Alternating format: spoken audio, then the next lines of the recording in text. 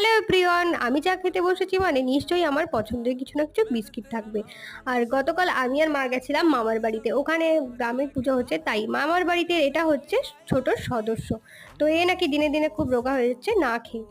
তো মামার বাড়ির দিকে রাস্তায় ওখানে একটা পলাশ ফুলের গাছ আছে তাই কয়েকটা ফুল কুড়িয়ে নিয়েছিলাম আমি আর তাপসী মাসি মিলে।